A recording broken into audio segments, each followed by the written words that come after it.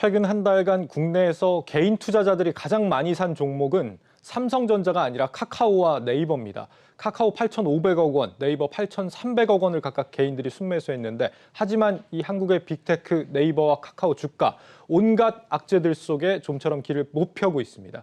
앞으로 개선의 여지는 없는 건지 산업부 방서우 기자와 알아보겠습니다. 방 기자, 이 빅테크 플랫폼은 비대면 시기에 오히려 최대 수혜주라고 우리가 알고 있는데 이 카카오와 네이버, 이게 어쩌다 이렇게 된 겁니까? 말씀하신 대로 정말 악재만 산적한 상황이기 때문입니다. 네. 정말 지난해 국정감사 전후로 정치권과 또 이 정부의 온라인 플랫폼을 겨냥한 규제 리스크가 해소되지 않은 상황에서 미 연준의 조기 긴축 가능성과 실적 부진 우려가 투자 심리를 얼렸습니다. 여기에 카카오는 차기 CEO에 내정됐던 그 류영준 카카오페이 대표가 먹튀 논란까지 연루가 됐고요. 실적도 네이버와 카카오 모두 시장 컨센서스를 하회할 것으로 보입니다. 특히 임직원 인센티브로 인해 늘어난 인건비와 또 규제를 피하기 위해 벌인 신사업 마케팅 비용이 점차 이제 영업이익을 많이 깎아먹는 모습입니다. 예. 이베스트 투자증권에 따르면 카카오의 지난해 4분기 매출은 전년 동기 대비 40% 증가한 1조 7,295억 원을 기록할 것으로 전망이 되지만 영업이익은 같은 기간 26.4% 감소한 1,101억 원이 예상됩니다. 이런 증권사의 종전 전망치는 물론 시장 컨센서스를 한참 밑돌 전망이고요. 네이버 역시 4분기 매출 1조 8,854억 원, 영업이익 3,561억 원으로 매출은 좀 컨센서스에 그나마 부합하지만 영업이익은 한참 미달할 것으로 전망됩니다.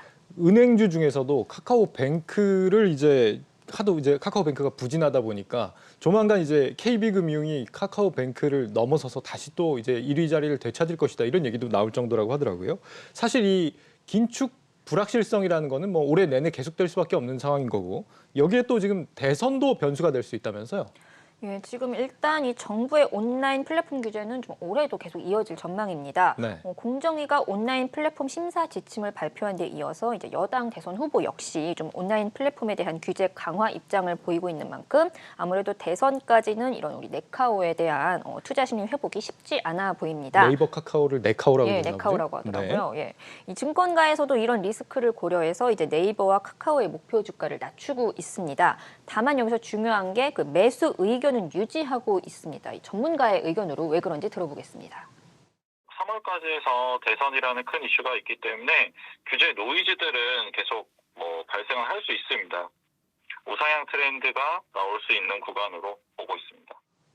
일단 이제 네이버와 카카오 두 회사가 현재 주력하고 있는 커머스라든가 이런 간편 결제의 디지털화 비율이 올해를 기준으로 각각 24%, 또 16%를 차지할 전망입니다. 이 콘텐츠 역시 OTT의 드라마 시장 점유율만 봐도 이제 25% 정도를 차지하는데요. 여기서 이제 중요한 게 이런 주력 산업들의 온라인화 비율이 40%를 넘어가는 구간부터 좀 성장이 둔화된다 이런 의견들이 많습니다. 그런데 지금 30%도 채 안 되는 상황인 만큼 예. 성장 여력이 남아 있다는 겁니다. 따라서 단기 변동성은 좀 불가피할지라도 중장기적으로는 반전의 기회가 있다 이렇게 결론 내릴 수 있겠습니다. 3월 이후에 불확실성이 좀 거치면 중장기적으로는 상승 기대감도 있다라는 건데 이 중장기적으로 상승 기대감이 있다는 말이 좀 무책임한 말 같기도 하고 어쨌거나 뭐 믿어봐야겠죠. 그러면 이제 네이버와 카카오 어느 쪽이 좀 더 상승 기대감이 높다라고 할 수 있을까요? 이거는 이제 두 기업의 투자 포인트를 먼저 아셔야 될 것 같아요. 네. 일단 이 네이버와 카카오, 이 네카오가 얼핏 비슷한 것 같아도 분명 다른 기업입니다. 이제 네이버는 이제 서치 플랫폼, 검색 플랫폼, 그리고 이제 커머스 매출 비중이 전체의 70%가 넘습니다. 반면 카카오는 이 플랫폼과 이제 콘텐츠 매출 비중이 거의 비슷합니다. 그리고 이 플랫폼이라는 것도 어떤 검색 플랫폼보다는 이제 톡비즈, 카카오톡이죠. 그런 걸로 이제 포함이 되고요. 예. 특히 지난해 같은 경우 이제 연간 매출 카카오의 콘텐츠 매출 비중만 한 48%를 넘어갈 전망입니다. 거의 뭐 플랫폼과 이제 거의 1대1의 상황이 되는 거죠. 예. 이렇게 둘이 치열하게 다투는 분야도 있지만 또 선점하고 있는 분야, 또 더 잘하는 분야가 분명히 따로 있다는 겁니다. 따라서 이제 전문가들은 플랫폼은 네이버, 또 콘텐츠는 카카오 이렇게 중점을 두고 투자하라는 조언인데요. 전문가의 설명으로 들어보겠습니다. 제페토가 이제 엔터나 또는 패션을 기반으로 태동을 한 플랫폼이지만 공공, 정치, 유통, 자동차 이런 쪽까지도 지금 확장이 되고 있는 그림이거든요. 여기서 좀 더 이제 플랫폼 선점 효과를 네이버가 가져갈 수 있을 것으로. 이 플랫폼의 측면에서는 카카오보다는 네이버다. 이게 어떤 측면에서 그렇다는 걸까요? 일단 이제 플랫폼이 지금 메타버스 세계관으로 많이 확장되고 있는 추세잖아요. 네. 여기서 이제 네이버가 좀 이제 우위를 차지하고 있다 이런 설명인데요. 일단 네이버는 손자회사 네이버 Z를 두고 이제 메타버스 사업을 펼치고 있습니다. 네이버 Z가 운영하는 대표적인 메타버스 플랫폼이 바로 그 유명한 제페토입니다. 이제 얼굴 인식과 AR을 이용해서 아바타를 만들어서 소통하는 서비스고요. 지난해 기준 이 제페토의 글로벌 가입자가 2억 5천만 명을 돌파했습니다. 이는 넷플릭스 유료 가입자보다도 많은 수치입니다. 네. 최근에는 또 소프트뱅크로부터 2,200억 원을 투자받으면서 1조 2천억 원의 가치를 인정받았습니다. 작년까지만 해도 기업 가치가 1,500억 원대였던 점을 고려하면 1년 만에 거의 8배나 급증한 셈이고요. 또 이제 네이버는 기술 자회사인 네이버 랩스를 통해서 이제 현실 도시를 가상 공간에 그대로 구현하는 프로젝트 아크버스도 병행하고 있습니다. 특히 소프트뱅크와의 협력을 통해서 일본 주요 도시의 입체 고정밀 지도를 만들고 이를 기반으로 좀 실제 도시와 동일한 가상 공간을 만드는 작업을 진행 중입니다. 또 이제 이 밖에 이제 블록체인 같은 새로운 기술에도 투자하면서 본격적인 사업 확장 기로에 있습니다.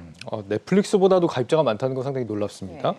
그리고 이제 콘텐츠 같은 경우는 카카오다라고 했는데 이건 어떤 부분 때문입니까?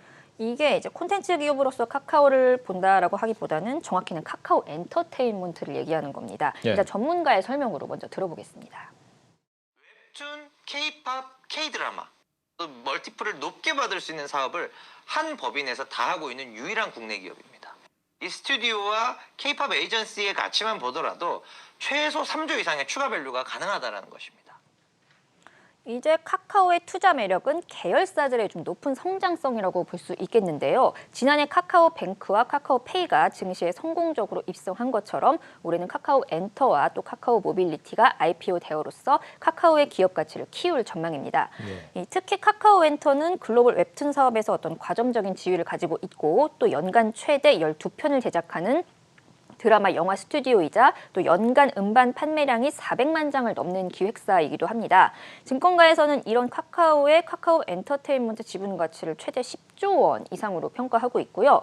여기에 이제 일본의 웹툰 플랫폼인 카카오 피코마 역시 상장할 가능성이 높은 것으로 알려졌는데요. 카카오는 이 카카오 피코마 지분도 92.2%나 가지고 있습니다. 이런 지분 가치도 역시 8조 원 이상으로 평가받습니다. 예, 방서우 기자였습니다. 잘 들었습니다.